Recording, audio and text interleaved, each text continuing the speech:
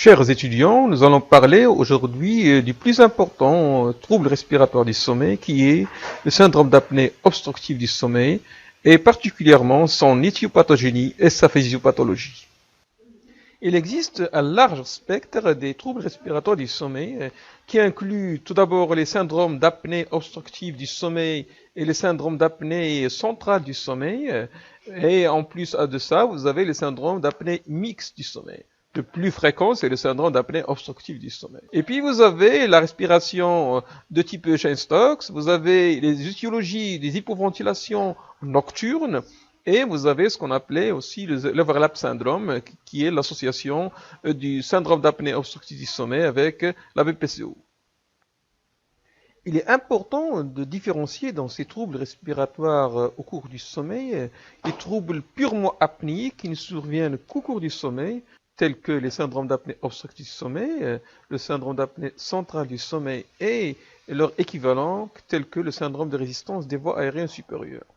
Et les troubles respiratoires qui se révèlent aussi bien au cours de la nuit qu'au cours de la journée et qui généralement, au début de leur évolution, commencent au cours du sommeil. Essentiellement, ce sont les étiologies des hypoventilations qui sont tout d'abord des hypoventilations qui commencent la nuit, des hypoventilations nocturnes, et qui après deviennent diurnes avec recrudescence nocturne. Donc il s'agit essentiellement tout d'abord de la BPCO qui entraîne des désaturations nocturnes au début, puis elle passe après à l'insuffisance respiratoire chronique diurne et nocturne, et toutes les étiologies des insuffisances respiratoires chroniques restrictives, telles que essentiellement le syndrome d'obésité hypoventilation, qui va se manifester au début au cours de la nuit, et puis après il va devenir aussi bien nuit et jour, et les autres étiologies restrictives, en particulier les malformations thoraciques, les kyphoscolioses et les maladies neuromusculaires qui commencent aussi au début, au cours de la nuit. C'est l'enregistrement respiratoire du sommeil qui va permettre de différencier ces différents troubles. Et donc, on va différencier les troubles avec des événements respiratoires, soit des événements obstructifs, soit des événements centraux, et les étiologies avec des désaturations non apnéiques. Celles qui ont des événements obstructifs essentiellement, c'est le syndrome d'apnée obstructive du sommeil, et celui qui s'en rapproche, c'est le syndrome de résistance des voies aériennes supérieures. Les événements centraux, on les trouve dans le syndrome d'apnée centrale du sommeil, et ce qui se rapproche de ce syndrome, c'est le syndrome de Cheyne-Stokes. En plus de ça, vous avez les désaturations non apnéiques qu'on trouve chez les patients qui ont des hypoventilations nocturnes et ou certaines anomalies des échanges gazeux ou de ventilation perfusion. Le syndrome d'apnée obstructive du sommeil constitue 90% des syndromes d'apnée du sommeil. Parce qu'il faut différencier ce syndrome-là de syndrome d'apnée centrale du sommeil. Donc, ce syndrome, c'est une complication essentiellement du ronflement, mais il y a le syndrome d'apnée obstructive du sommeil sans ronflement. Il s'agit essentiellement d'un problème mécanique avec une obstruction soit totale, soit partielle au niveau des voies aériennes supérieures. Par contre, dans le syndrome d'apnée centrale du sommeil, on a surtout l'étiologie cardiaque avec le syndrome de Cheyne-Stokes ou l'étiologie neurologique. Et là, c'est plutôt un problème de commande centrale avec un arrêt ou une diminution de la commande ventilatoire. En fait, il s'agit d'un spectre de syndrome d'apnée du sommeil qui dépend de la prédominance de l'événement. Si l'événement prédominant est de type obstructif, on va parler du syndrome d'apnée obstructive du sommeil, et on va dire qu'il est prédominant lorsque ça dépasse 50% de l'index d'apnée-hypopnée. Si c'est l'événement central qui prédomine, donc on va parler du syndrome d'apnée centrale. S'il y a autant d'événements centraux que d'événements obstructifs, on va parler du syndrome d'apnée mixte. Donc il y a les événements obstructifs, les apnées obstructives ou les hypopnées obstructives, les événements centraux, les apnées centrales ou les hypopnées centrales, et il y a les apnées mixtes. Ces apnées mixtes comprennent une partie centrale et une partie obstructive. Donc, il y a des syndromes d'apnée mixte S à la fin qui vont contenir surtout des apnées mixtes. Et enfin, il y a ce qu'on appelle le syndrome de résistance des voies aériennes supérieures. C'est un syndrome qui va contenir surtout des limitations du débit éveillantes avec des événements où vous avez des plateaux inspiratoires et qui ne répondent pas à la définition exacte des hypopnées ou des apnées obstructives. Nous allons parler maintenant du syndrome d'apnée obstructive, son éthiopathogénie et sa physiopathologie. Par contre, pour les autres syndromes, en particulier le syndrome d'apnée centrale et les troubles respiratoires du sommeil non apnéique, on va les voir dans un autre chapitre. On va voir une définition qui, en réalité, résume un peu tous les éléments du syndrome d'apnée obstructive du sommeil. C'est quoi le syndrome d'apnée obstructive du sommeil? C'est une maladie chronique purement du sommeil qui est définie par la répétition uniquement pendant le sommeil d'événements respiratoires anormaux qui sont courts mais répétés. Ces événements sont faits tout d'abord d'un arrêt total ou partiel. Arrêt total et on va parler d'apnée, ou partiel et on va parler d'hypopnée, du flux aérien. À quel niveau? Au niveau nasal, où on va le mesurer, d'au moins 10 secondes, ces événements sont liés à l'obstruction des voies aériennes supérieures, malgré les efforts respiratoires persistants. Et donc, on doit détecter ces efforts respiratoires, en particulier en utilisant les sangles respiratoires. Ces événements s'accompagnent d'une désaturation et ou de micro-EV cérébraux. Ces micro-EV cérébraux sont responsables d'une fragmentation du sommeil et ces désaturations sont responsables d'une hypoxie intermittente. Ces deux éléments vont constituer la pierre angulaire des conséquences du syndrome d'apnée obstructive du sommeil. Ces événements sont associés à des signes cliniques diurnes et nocturnes. Et le symptôme le plus important, principal, c'est la somnolence diurne excessive. Ces événements ne peuvent être confirmés que sur un enregistrement du sommeil la nuit. Donc ça, c'est une définition ou plutôt un résumé du syndrome d'apnée obstructif du sommeil. Avant de parler de l'éthiopathogénie, nous allons parler un peu d'épidémiologie. Tout d'abord, quelle est la prévalence du syndrome d'apnée obstructive du sommeil? Donc, il y a 3 grandes études, 3 cohortes qui sont comparables. La première cohorte, c'est la Wisconsin Sleep Cohort Study, et la deuxième, c'est la Southern Pennsylvania Cohort, et la troisième, c'est la Victoria Gasteiz's Pain Cohort. Ces 3 cohortes sont à la base un peu des principales données de prévalence à l'échelle internationale de l'épidémiologie du syndrome d'apnée obstructive du sommeil. La première cohorte de Young en 1993, qui a intéressé 1490 employés âgés de 30 à 60 ans, a trouvé pour des critères de South un IH supérieur à 5 événements par heure, avec hypersomnolence sur un questionnaire subjectif, une prévalence de 9% chez les femmes et de 27% chez les hommes. Et donc déjà dans cette cohorte, on signalait la prédominance du syndrome d'apnée obstructive du sommeil chez les hommes. Et pour une extrapolation des résultats à la population générale, donc on trouve une prévalence de 4% chez les hommes et de 2% chez les femmes.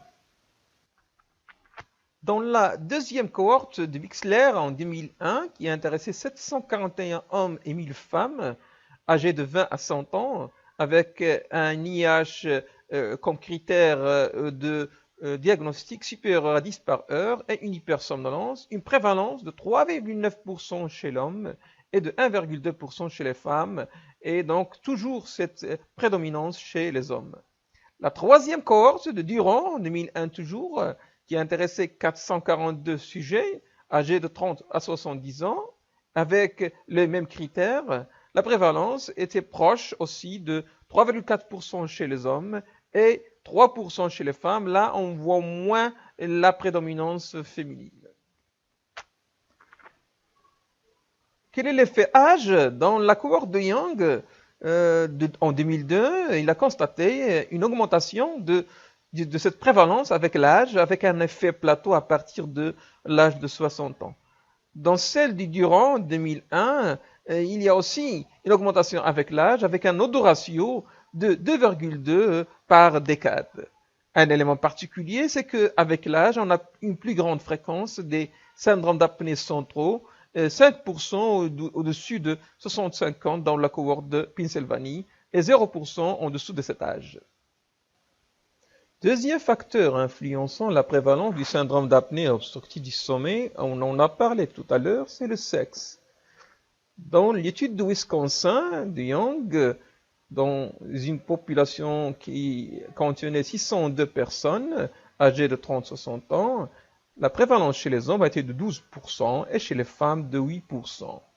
Dans la Sleep Heart Study, qui intéressait 5615 personnes âgées de 39 à 100 ans, la prévalence chez les hommes était de 25% et chez les femmes de 11%. Donc il y a toujours cette prédominance masculine avec une différence plus ou moins importante dans les différentes études. Un autre facteur influençant qui dépend du sexe, c'est le rôle de la ménopause. En effet, pour un IH qui est supérieur à 15 par heure, on a constaté que le SARS était plus fréquent après la ménopause. Et dans deux études, l'odoratio était respectivement de 2,8 et 4 pour le risque d'avoir un syndrome d'apnée obstructif du sommeil. Un autre facteur de variation a été analysé dans les études de prévalence est celui de l'origine ethnique. La majorité des études épidémiologiques portent sur des sujets caucasiens. Les études sur les sujets africo-américains en avaient des résultats discordants. Dans une étude en Hong Kong, dans une population chinoise, donc on a trouvé une prévalence chez les hommes de 4,1% et chez les femmes de 2,1%. Chez les sujets indiens, la prévalence était de 7,5% chez les hommes pour des personnes âgées de 35 à 65 ans. Chez des sujets coréens, cette prévalence était de 4,2% chez les hommes et 3,5% chez les femmes pour un échantillon comprenant des sujets âgés de 40 à 69 ans. Il y aurait probablement un rôle du facteur maxillofacial qui est spécifique à chaque ethnie. Quatrième facteur de variation de la prévalence du SARS, c'est l'obésité. C'est le facteur prédisposant le plus connu du syndrome d'apnée obstructive du sommeil. Dans la Sleep Heart Study, on a réparti les SARS en fonction de la sévérité de l'index apnée-hypopnée. Et donc, si on prend les gens qui avaient un IH entre 5 et 15, on trouve 41% d'obèses. Ce chiffre augmente à 49% lorsque l'IH est compris entre 15 et 30, et grimpe à 61% lorsque l'IH est supérieur à 30. Donc, il y a une prévalence importante d'obèses chez les patients qui ont un syndrome d'apnée obstructive du sommeil.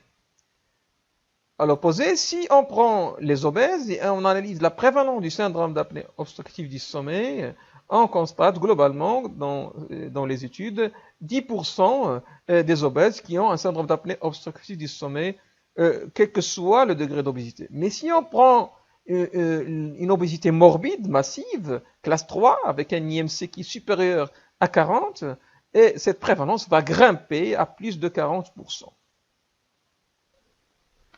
Dans l'étude de Young, on a analysé de manière plus objective cette relation syndrome d'apnée du sommeil et obésité.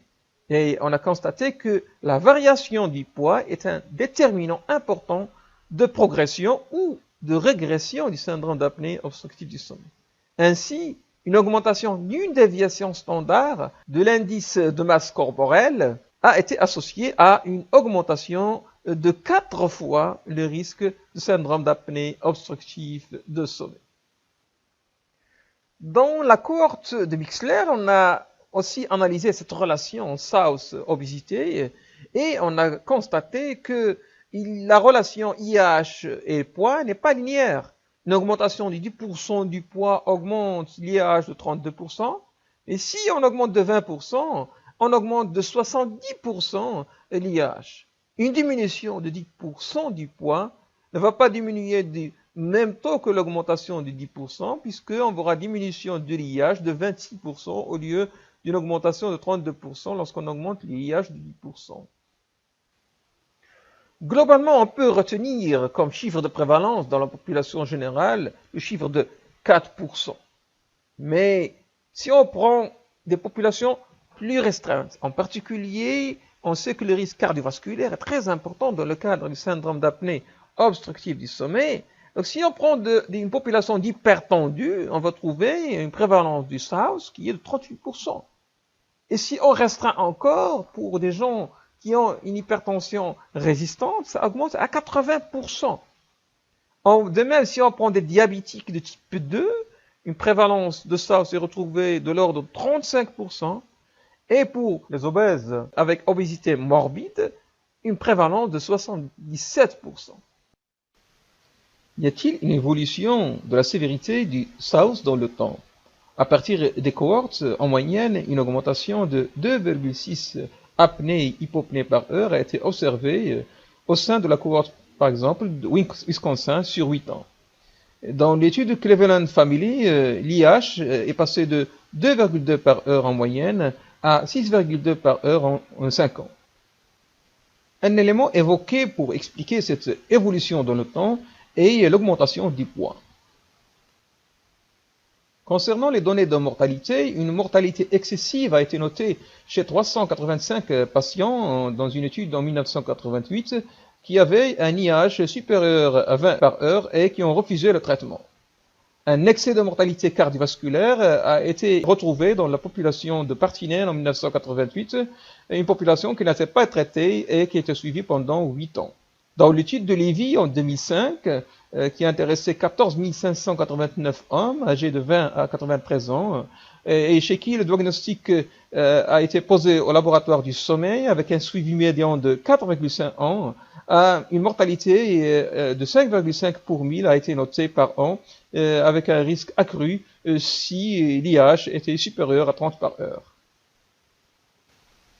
Maintenant, nous allons passer à l'issue-pathogénie du syndrome d'apnée obstructive du sommeil.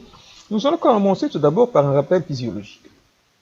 En effet, chez un sujet normal éveillé, le flux aérien est conservé et il n'y a pas d'obstacle à l'écoulement de l'air, même en position allongée. Au cours du sommeil, chez le sujet normal, le flux aérien est aussi conservé, tout d'abord parce qu'il y a un calibre suffisant malgré l'abaissement de la langue et sa tendance à s'abaisser vers l'arrière. Donc il y a des mécanismes protecteurs qui sont là pour protéger le flux aérien. On a vu ces mécanismes au cours du cours de la physiologie de la respiration au cours du sommeil et de l'éveil, et on a vu qu'il y a un équilibre entre les mécanismes protecteurs et les mécanismes obstructifs. Ces mécanismes protecteurs dépassent le rôle des mécanismes obstructifs. En effet, les mécanismes obstructifs, tout d'abord, la tendance à la fermeture des voies aériennes supérieures à cause de l'atonie des muscles dilatateurs du pharynx, particulièrement en sommeil paradoxal, et l'atonie musculaire oblige la langue à chuter vers l'arrière. Mais heureusement qu'il y a des mécanismes protecteurs, et tout d'abord, le calibre normal des voies aériennes supérieures, ça c'est une donnée anatomique fixe chez le sujet normal, la collapsibilité qui est normale, et en particulier une morphologie des voies aériennes supérieures qui va favoriser l'ouverture des voies aériennes supérieures pour les garder ouvertes. Et enfin, on a vu le réflexe protecteur qu'on va rappeler par la suite. Donc, les mécanismes protecteurs dépassent les mécanismes obstructifs et permettent aux voies aériennes supérieures de rester ouvertes et de de faciliter le flux aérien. C'est quoi cette collapsibilité qu'on dit normale chez le sujet qui n'a pas de problème au cours du sommeil? En effet, au cours de l'inspiration chez un sujet normal, malgré la pression négative inspiratoire qui a tendance à attirer les parois pharyngées et les aspirer, et donc à réduire le calibre du pharynx, le pharynx va rester ouvert pour maintenir un flux aérien suffisant. Pourquoi? Tout d'abord parce que le calibre de départ anatomiquement était suffisant, le tonus de base était suffisant chez un sujet qui est normal, et la pression critique de fermeture des voies aériennes supérieures chez un sujet normal est élevée.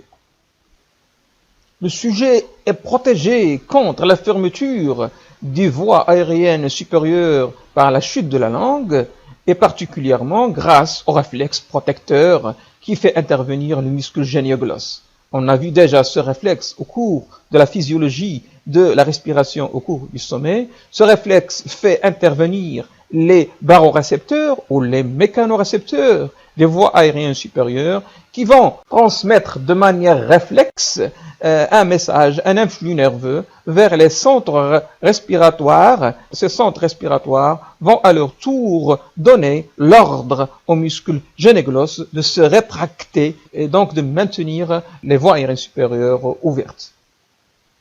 Ces centres respiratoires vont à leur tour donner l'ordre aux muscles géniglosses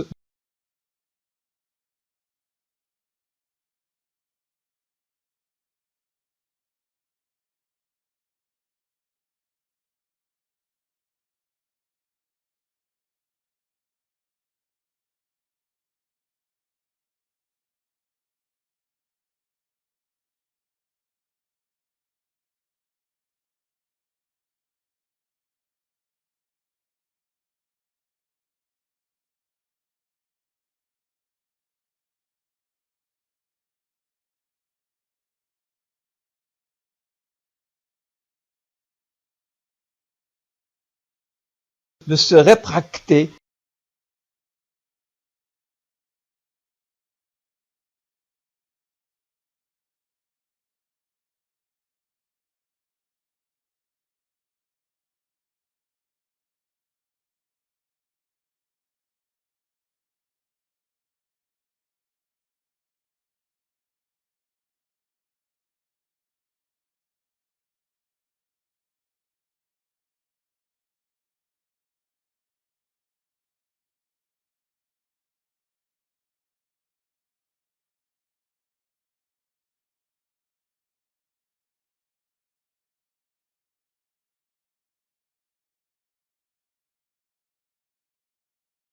Et donc de maintenir les voies aériennes supérieures ouvertes.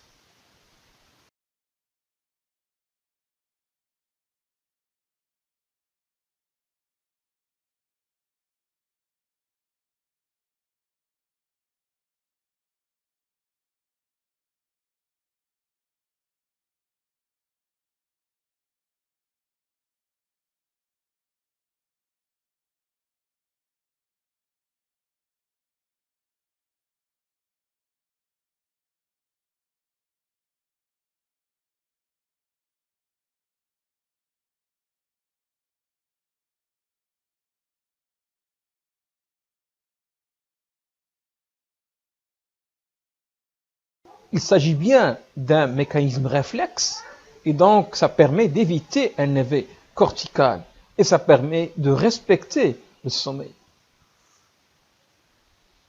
Dans le South, il y aura un déséquilibre de la balance, mécanisme protecteur et mécanisme obstructif.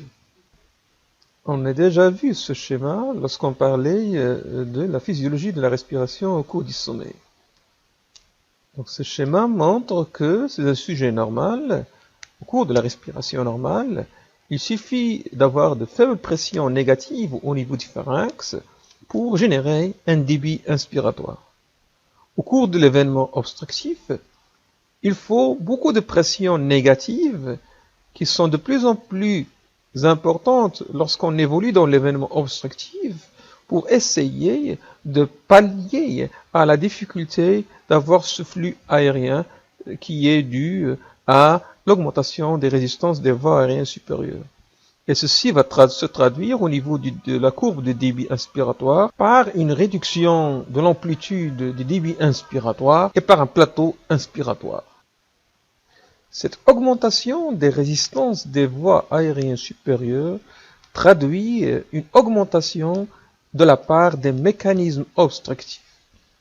Ces mécanismes obstructifs vont se répartir en des obstacles anatomiques. Deuxième chose, il y a les obstacles fonctionnels qui sont dus tout d'abord à la collapsibilité altérée. Cette collapsibilité altérée secondaire à la diminution de ce réflexe protecteur et à la morphologie des voies aériennes supérieures qui est incompatible avec l'efficacité des muscles dilatateurs du pharynx. Tout ceci s'ajoute à l'atonie musculaire de la langue dilateur du pharynx qui va augmenter au cours du sommeil paradoxal. La part de chacun de ces mécanismes obstructifs va varier selon les individus. Et donc, comme on l'a dit, il y a des obstacles anatomiques, ce sont des obstacles fixes qui vont réduire le calibre du pharynx, et des obstacles fonctionnels. Dans ces obstacles anatomiques fixes, vous avez des obstacles innés, tels que les anomalies maxillofaciales, et les obstacles acquis qui vont prédisposer ou aggraver le syndrome d'apnée obstructive du sommeil, tel que l'obésité, la prise médicamenteuse et autres étiologies. Et puis vous avez les obstacles fonctionnels dynamiques et surtout l'augmentation de la collapsibilité. Tout se passe au niveau des voies aériennes supérieures, à l'opposé, par exemple, des étiologies obstructives inférieures, telles que l'asthme et VPCO, où on a le problème au niveau des voies aériennes inférieures. Donc c'est une différence capitale entre les deux éléments. Donc l'obstruction dans les voies aériennes supérieures, on a dit, c'est surtout tout d'abord la possibilité d'avoir des obstacles anatomiques fixes, innés. Il y a plusieurs étages qui peuvent être intéressés par ces atteintes qui vont augmenter l'obstruction des voies aériennes supérieures. Et donc, premier étage, c'est l'étage de la langue et la possibilité d'avoir une macroglossie. Cette macroglossie va intéresser aussi bien la langue visible que la base de la langue. Et parfois, on a besoin de faire de la fibroscopie pour voir la base de la langue et l'évaluer. Et donc, la première chose, c'est la macroglossie. Cette macroglossie peut être évaluée aussi cliniquement en voyant les empreintes des dents sur les bords de la langue. Deuxième obstacle anatomique, c'est l'atteinte maxillaire et essentiellement le recul du maxillaire inférieur qu'on appelle le rétrognatisme. Ce rétrognatisme peut être nettement visible à l'examen clinique ou parfois on peut s'aider d'un examen radiologique tel que la céphalométrie pour le voir. Troisième obstacle parmi les obstacles les plus fréquents anatomiques, c'est l'abaissement de l'os hyoïde.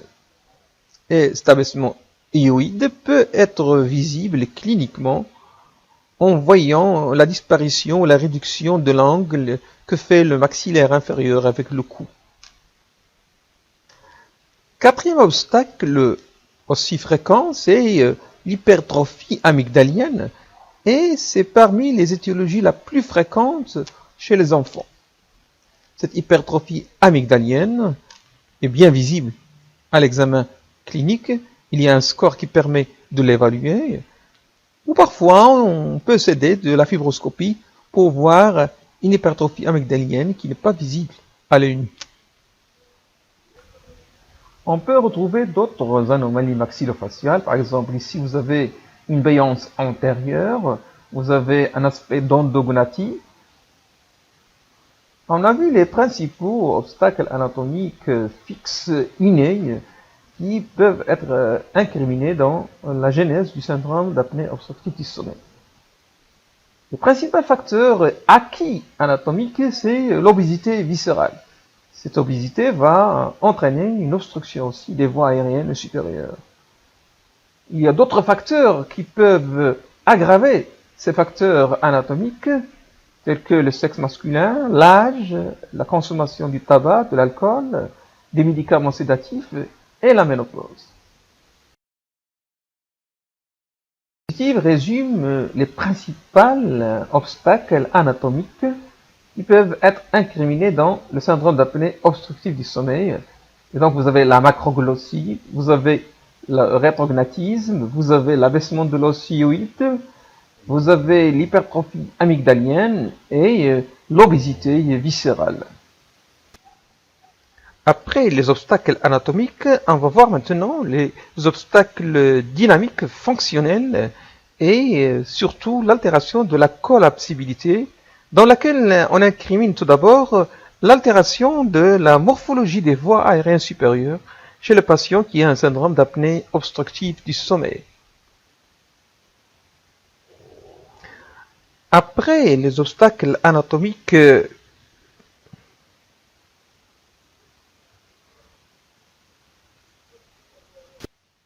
un sujet normal a besoin d'une pression négative très importante pour aspirer le pharynx et le fermer.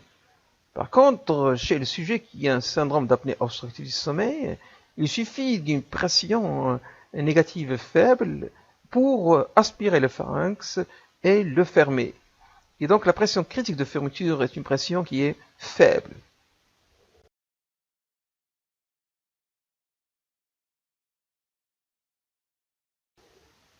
Et donc la collapsibilité élevée, il est due tout d'abord à cette pression critique négative de fermeture basse qui va aspirer le pharynx et le fermer. Cette fermeture du pharynx va être favorisée par des volumes inspiratoires faibles qui vont faire que le calibre de départ va être faible et va favoriser le collapsus des voies aériennes supérieures. Donc un sujet normal dans cette courbe-là, vous voyez dans la première courbe que l'inspiration a débuté à un volume qui est plus grand, ce qui permet au pharynx de rester ouvert au cours de l'inspiration pour faciliter le flux aérien. C'est le sujet apnéique, l'inspiration a débuté à un petit volume favorisant le collapsus. Ce petit volume peut être favorisé déjà par les obstacles anatomiques. Donc cette collapsibilité va être favorisée par une morphologie des voies aériennes supérieures inadaptée. Donc vous avez ici trois types de morphologie des voies aériennes supérieures. Tout d'abord, chez un sujet normal, vous avez une forme elliptoïde du pharynx dans le sens droit-gauche. Cette forme elliptoïde favorise l'action dilatatrice antérieure des muscles du pharynx. Au milieu, vous avez une forme circulaire chez le ronfleur sévère qui donne une morphologie moins adaptée à cette action dilatatrice. Et enfin, chez le syndrome d'apnée obstructive du sommeil, vous avez une morphologie elliptoïde dans le sens antéro-postérieur qui est totalement inadaptée à l'action des muscles dilatateurs du pharynx. Tout d'abord, vous avez ici l'action antérieure ample dilatatrice des muscles dilatateurs du pharynx chez le sujet normal, avec une action inefficace chez les ronfleurs sévères, et chez le sens, une morphologie totalement inadaptée, avec une action qui devient plutôt rétrécissante que dilatatrice des muscles du pharynx. Ces données morphologiques ont été affirmées sur des données d'imagerie du pharynx. L'autre composante de la collapsibilité élevée chez le patient South, c'est l'altération du réflexe protecteur. Donc il y a une altération, une perte du réflexe protecteur qui fait intervenir le génioglosse avec une disparition du message afférent qui vient des mécanorécepteurs, ce qui fait qu'il n'y a plus d'action protectrice qui permet au génioglosse de se rétracter pour ouvrir le pharynx. Mais, alhamdoulilah, il y a un mécanisme protecteur qui va permettre au muscle génioglosse de se rétracter et qui ne va pas faire intervenir le réflexe protecteur. Au contraire, le stimulus DV va inhiber ce réflexe protecteur. Et donc, ce mécanisme protecteur va provenir du cortex cérébral qui doit être éveillé pour stimuler le génioglosse. Et donc, il y aura un éveil cortical et reprise du tonus et de l'activité du génioglosse pour ouvrir les voies aériennes supérieures.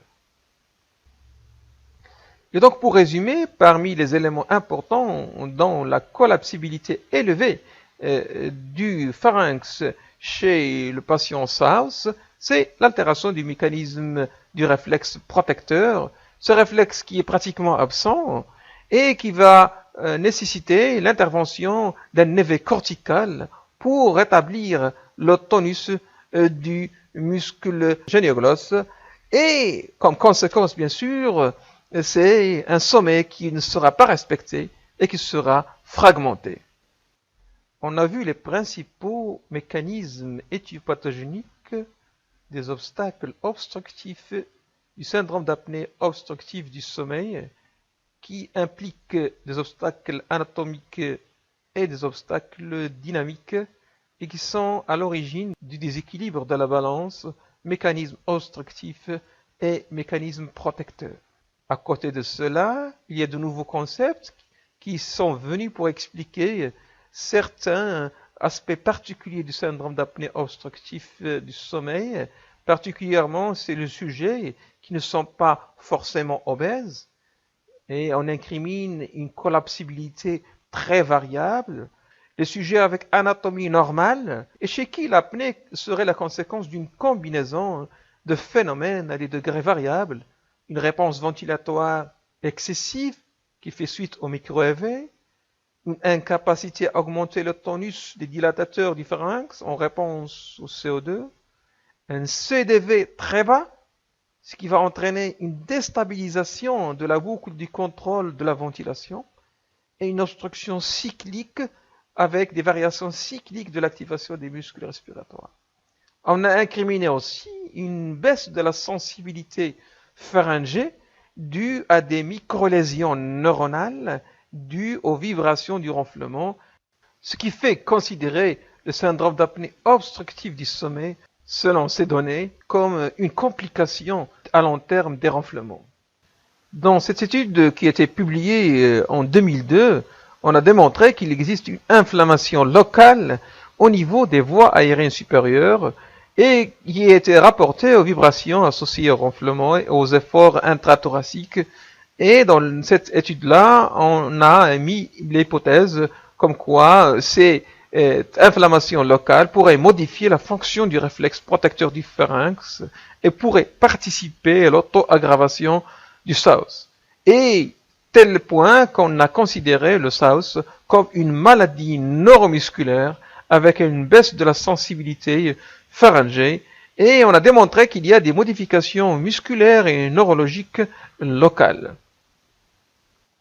Déjà dans cette étude de 1998, sur des analyses histologiques, on a démontré qu'il existe une neuropathie périphérique au cours du syndrome d'apnée obstructive du sommeil avec une lésion neurogène pharyngée locale sous forme d'atrophie fasciculaire sur des biopsies du muscle palato-pharyngé comparées à des biopsies du muscle tibial antérieur. La sévérité de la neuropathie était corrélée à la sévérité de l'index d'apnée-hypopnée. En résumé, dans le syndrome d'apnée obstructive du sommeil, les mécanismes obstructifs dépassent largement les mécanismes protecteurs, et ceci à des degrés variables en fonction des individus. Le mécanisme protecteur se résume pratiquement aux micro-éveils corticaux.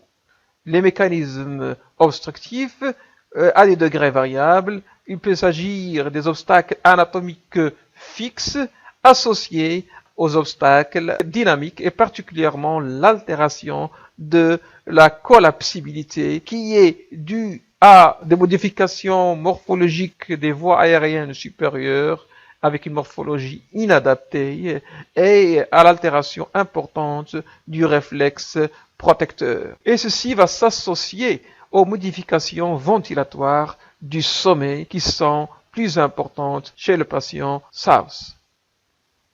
Les principaux étages anatomiques sont essentiellement la macroglossie, le rétrognatisme, l'abaissement de l'ossioïde, l'hypertrophie amygdalienne, et souvent on est devant un sujet, une atteinte multisite qui rend difficile un traitement radical du syndrome d'apnée obstructive du sommeil.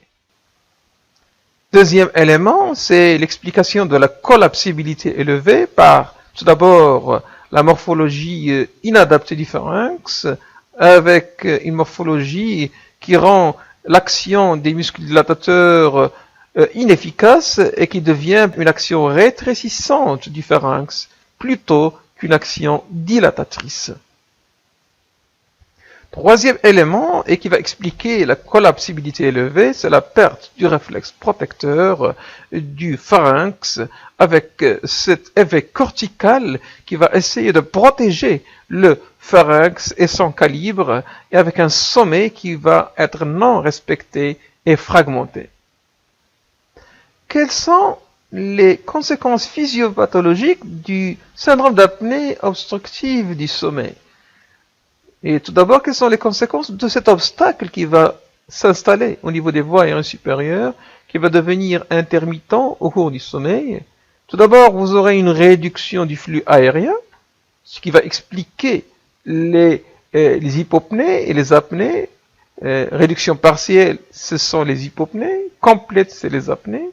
Ce qui va expliquer les hypoxémies intermittentes avec les désaturations intermittente, avec tendance à l'hypercapnie intermittente, l'augmentation de l'effort respiratoire au cours de l'événement, et ceci peut être démontré par la pression œsophagienne, dont la mesure est possible au cours d'un enregistrement du sommeil, et enfin cette réaction d'éveil qui va se traduire par un micro-éveil cérébral qu'on peut visualiser au cours de l'enregistrement du sommeil, et ce micro-éveil cérébral va s'accompagner d'une réouverture des voies aériennes supérieures et donc une reprise du flux aérien, et ce reflux qui va être repris sera accompagné d'un renflement plus ou moins important. En fonction de l'obstruction pharyngée et de l'altération de la collapsibilité pharyngée, on va se trouver devant un spectre de troubles respiratoires apnéiques obstructifs du sommeil. Dans cette diapo, vous voyez ce spectre-là, et donc en haut, vous avez une ligne qui correspond aux différents calibres du pharynx possible et leurs conséquences comme événements obstructifs. Deuxième élément, c'est la courbe du flux nasal en fonction de l'obstruction, et puis l'effort respiratoire, et qui va être exprimé par la pression œsophagienne, et puis l'évolution de la saturation. Donc c'est un sujet normal, donc on a un calibre normal, un flux qui est respecté, un effort respiratoire normal, constant, qui est stable dans le temps, avec une saturation artérielle en oxygène qui est respectée. Un degré plus important, ce qu'on appelle le syndrome de résistance des voies aériennes supérieures, on n'a pas obligatoirement une réduction importante du flux nasal qui correspond aux définitions des hypopnées, mais par contre, on va voir ce qu'on appelle un plateau inspiratoire qui traduit une limitation de débit. Et ceci va s'accompagner d'un effort respiratoire qui va se traduire par une diminution de la pression au niveau œsophagien avec une augmentation progressive de la pression œsophagienne négative pour faire pallier à cet obstacle-là. C'est ce qu'on appelle le syndrome de résistance des voies aériennes supérieures. Et on a des gens qui ne font que ça au cours du sommeil. Et puis vous avez le vrai syndrome d'apnée obstructive du sommeil, c'est les gens qui vont faire des apnées et des hypopnées, des vraies apnées et hypopnées. Donc lorsqu'on va faire une hypopnée, on aura une réduction nette du flux nasal avec des efforts respiratoires très importants qui vont se traduire par une augmentation rapidement progressive de la pression œsophagienne pour faire pallier à cette réduction de flux aérien et avec une tendance à la diminution de la saturation artérielle en oxygène à la fin de l'événement obstructif. Et puis, les apnéiques réels qui vont faire des apnées obstructives avec un arrêt du flux nasal et avec une diminution très importante de la pression œsophagienne qui traduit l'effort respiratoire très important et les pressions respiratoires et pressions négatives importantes qui règnent dans le thorax et qui va se traduire aussi par une diminution significative de la saturation artérielle en oxygène à la fin de l'événement respiratoire. Et donc on aura ce spectre-là qui va se trouver à des degrés variables chez des individus ou chez les mêmes individus au cours de la même nuit. Cette diapo résume un peu l'évolution dans le temps d'un événement obstructif. En haut, vous avez la ligne de l'électromyogramme Montonnier qui montre les micro-éveils qui sont ici en rouge. Puis vous avez après vous avez la courbe de désaturation artérielle en oxygène en bleu.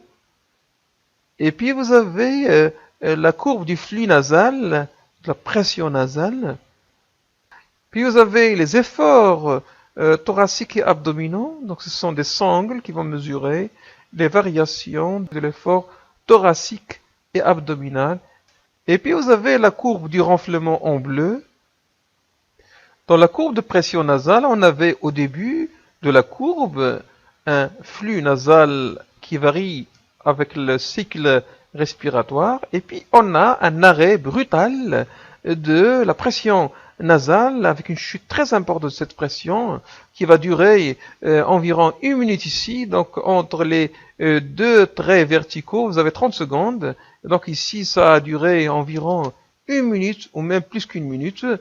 Et après cet effort-là, cette chute de flux nasal, vous avez une reprise ventilatoire. Et donc au cours de cette chute du flux nasal, on a les efforts thoraciques et abdominaux qui sont réduits mais qui persistent.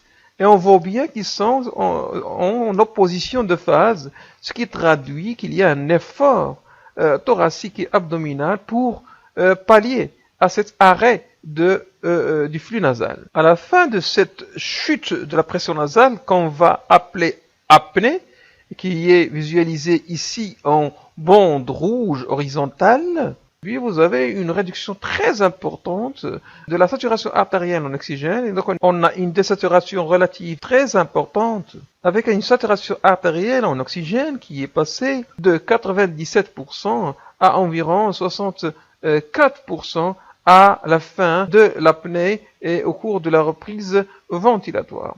Et donc cette fin de l'apnée avec la reprise ventilatoire s'accompagne en haut d'un micro-éveil qui traduit le mécanisme protecteur de l'organisme. Cette reprise ventilatoire s'accompagne d'un épisode de ronflement qui traduit la libération des voies aériennes supérieures.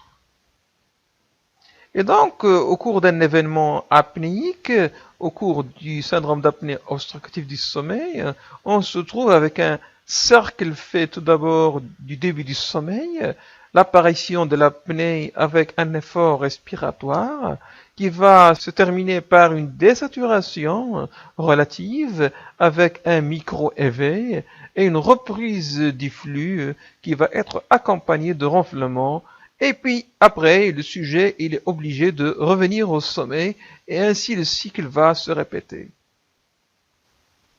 C'est un engrenage continu, collapsus pharyngé, apnée, hypopnée, qui vont finir par des micro-éveils et des désaturations répétées, vont aboutir à une fragmentation du sommeil. Cette fragmentation du sommeil va être responsable d'une privation qualitative du sommeil et quantitative avec une dette de sommeil. Cette dette de sommeil, le sujet est obligé de la récupérer au cours de la journée. Il va essayer de la récupérer dans des circonstances inappropriées, c'est ce qu'on appelle la somnolence diurne excessive. Ces micro-éveils vont induire une déstructuration du sommeil avec une forte diminution des stades 3 et 4. Les désaturations artérielles en oxygène intermittentes traduisent des modifications gazométriques importantes de la pression artérielle en oxygène et de la PaCO2, mais qui ne sont que transitoires. Donc il y a des conséquences quantitatives et qualitatives sur le sommeil, des conséquences gazométriques, mais l'organe qui va souffrir le plus, c'est le cœur et le système cardiovasculaire. En effet, ce système cardiovasculaire au cours de l'apnée va souffrir surtout à cause de ces efforts respiratoires très importants. Ces efforts respiratoires vont s'accompagner d'une baisse cyclique de la pression intrathoracique qui peuvent atteindre parfois jusqu'à 80 mm de mercure.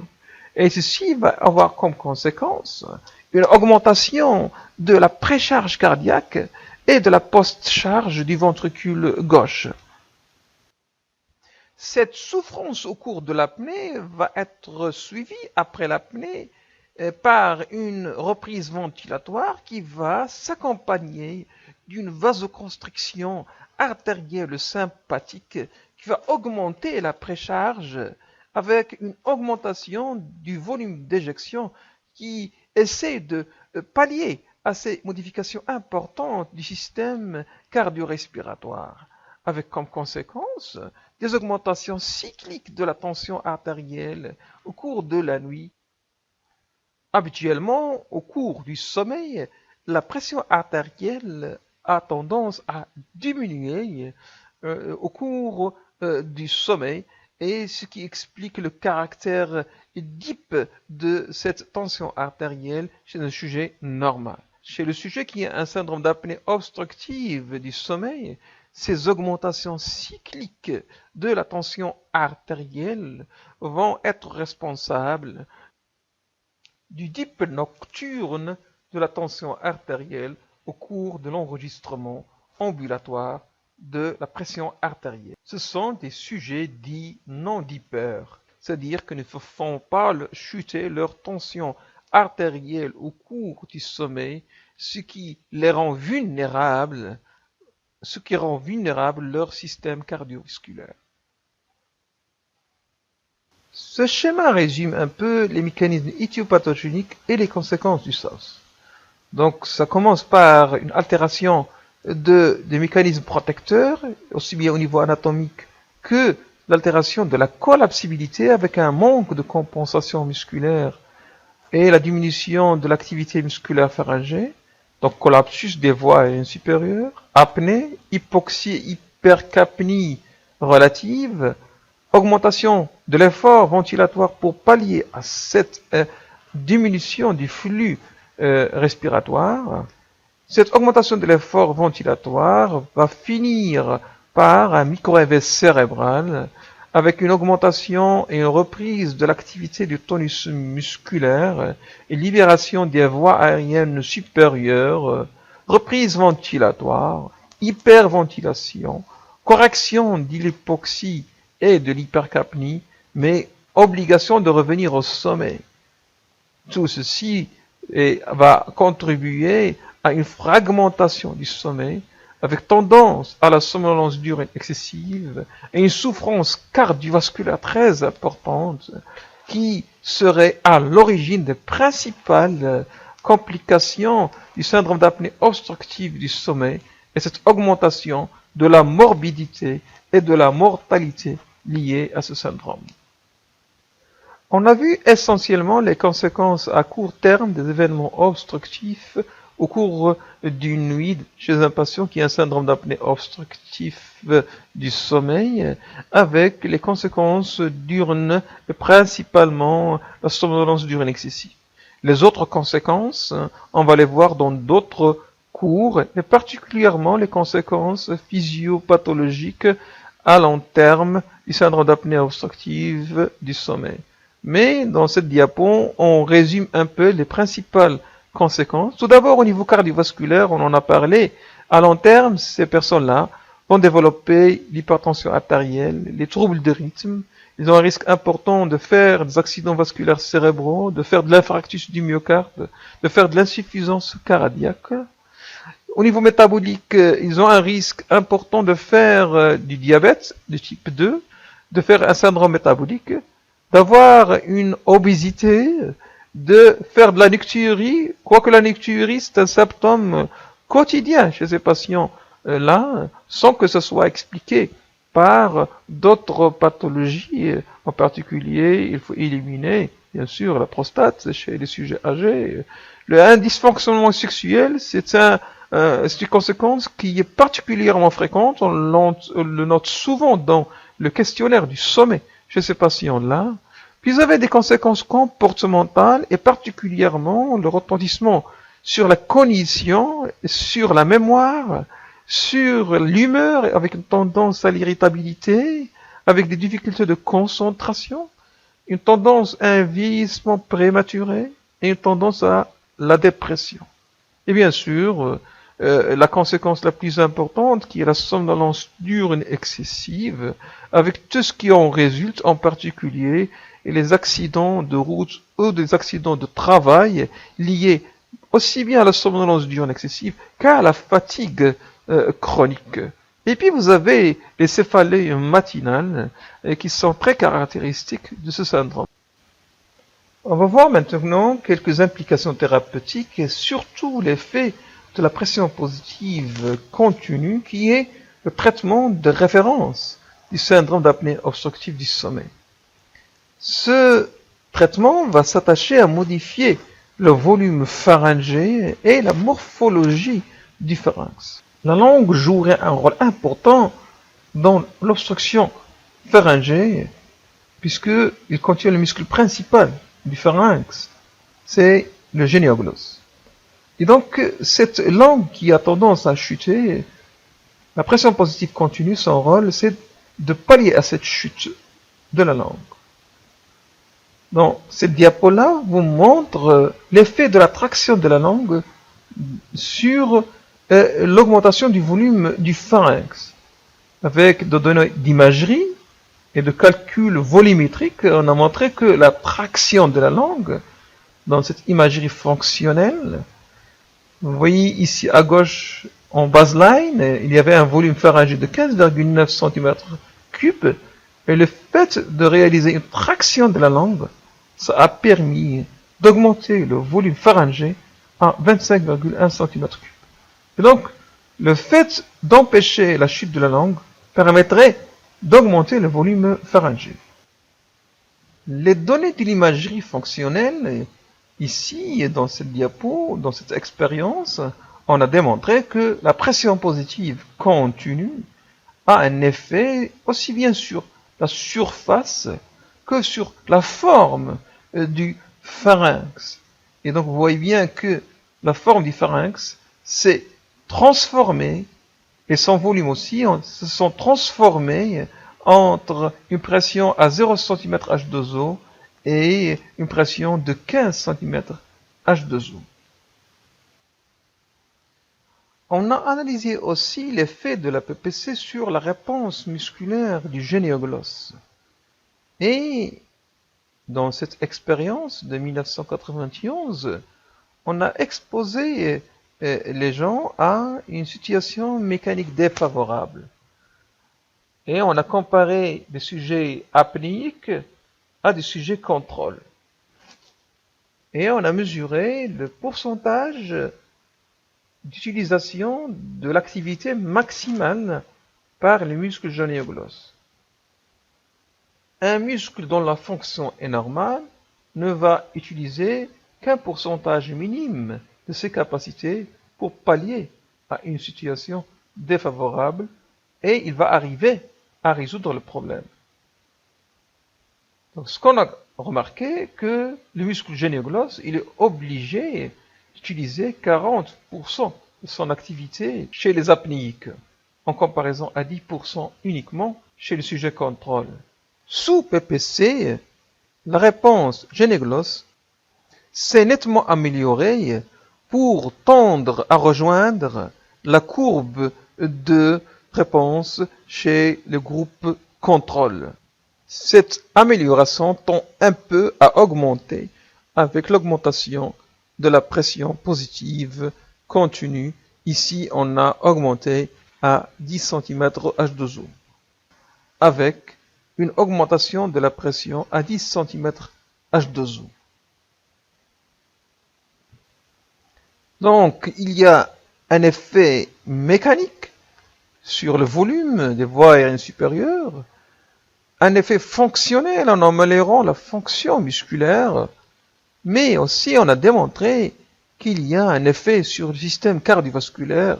En effet, la pression positive continue tend à diminuer le tonus sympathique et à augmenter la fraction d'éjection du ventricule gauche, aussi bien la journée que la nuit, chez le patient apnéique.